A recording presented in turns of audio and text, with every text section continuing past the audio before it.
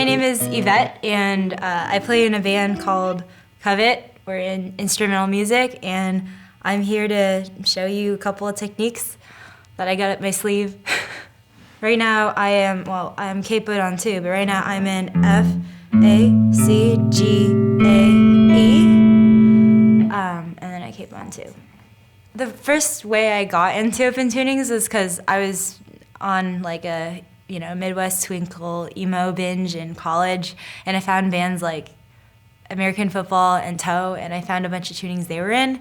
I think one of the first open tunings I played with was FACGBE, which is a Toe tuning. And then from there, I was like, well, if you can tune it to this, then like, why not find other possibilities that make certain shapes like easier, make like certain, I guess, techniques a little easier on the fingers. I guess I view open tunings as kind of a way to get myself out of doing the same shapes all the time, just because I find that like with standard and stuff, I just kept on doing stuff that was just, the same old chord shapes. And I wanted to kind of like challenge myself a little bit, and also I view it as like a way to color the canvas a bit. So it's like, instead of starting with a white canvas, you start with like, it sounds really nice just by itself, and it takes you somewhere, and I hear like all kinds of melodies over it. So I find it really inspiring. The open tuning thing definitely assists me in the way I write, because even though I studied theory and everything for piano, like I play piano and violin, and I definitely use theory for that, but I find it really fun and refreshing that when I play guitar, like I don't really think in terms of theory.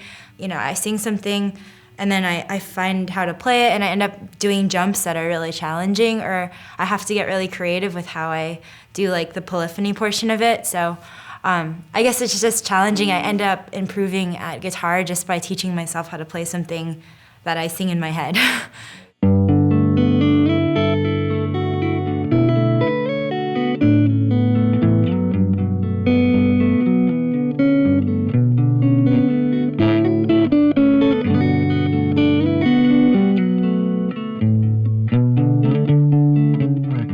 I'm traditionally a piano player. I've played piano since I was 4, so everything in my head, frame of reference, is first voice, and then I kind of think about how I would lay it out on a piano. So I view my lower strings as kind of like my left hand, so I view them as kind of like drones, or like ways to like color the harmony in different ways. It's like a really easy way for me to think about polyphony on a guitar, because in the lower strings, like you can just view, like I kind of decide what melody I'm going to play on the top strings first, and then I choose my root notes, my bass notes.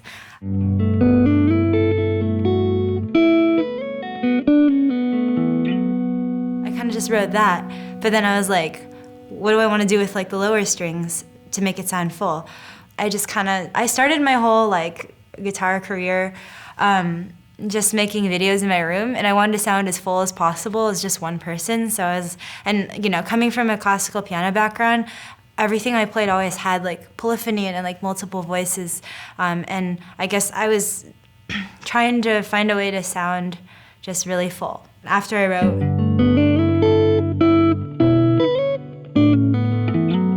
the root notes for that would be so I just like added those in, because I guess I heard those notes.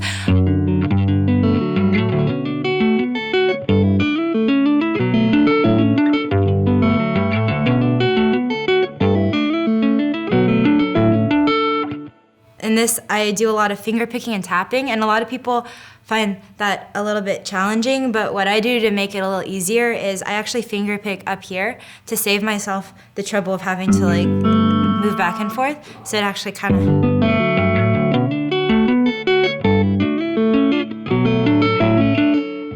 Yeah, I like combining it.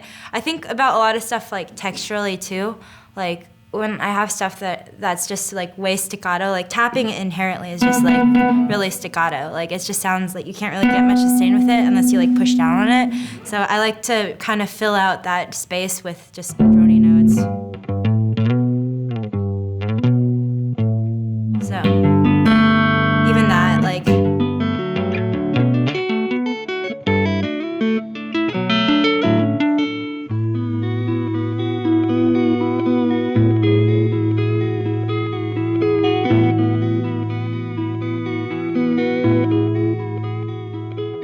how the band works is I will come up with a riff at home, and then I'll flesh it out into a song, and then I'll bring that maybe 75% completed song to band practice, and I'll hash it out with my drummer.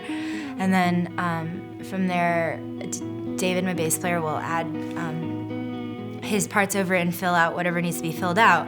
But because I was so used to writing for myself, a lot of the earlier stuff, in my opinion, was a bit like notey and busy, and there was not much room for things to breathe. And I think with like the newer Covet releases, I started intentionally leaving things out because I thought that like maybe the sound of bass would be a better fill-in for that section. I have David do a lot of stuff that's like bass solo, so he gets to like turn on his crazy effects and do like a main melodic line and like a busy section.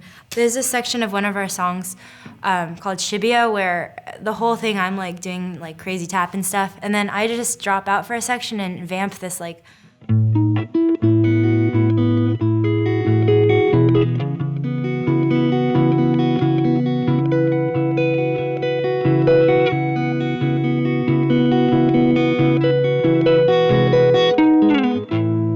So I just do that for a really long time. And I think before, if I was just writing for myself, I'd be like, that goes on too long. Like, I should shorten that, or I should like change it up. But I think when writing for the full band, I'm like, okay, that's an excellent opportunity for my bass player, my drummer to like vary it up a bit, and they can like insert their voice into it. So I don't really want the band to be like, you know, guitar, and then like drums and bass are an afterthought. I kind of want every part to kind of fit really intentionally, and everyone to have like a moment to shine. Like coming from a classical background, I really love dynamics. I guess like the more shreddy stuff, it's like very impressive and like technical, but I think sometimes there's like it's somewhat lacking in dynamics or just like contrast. So I think you can make like a crazy sweep sound even sicker if you just put in like some spacious sections and really let it breathe, because then people can appreciate when it's busy and it doesn't just become like a wall of noise, you know?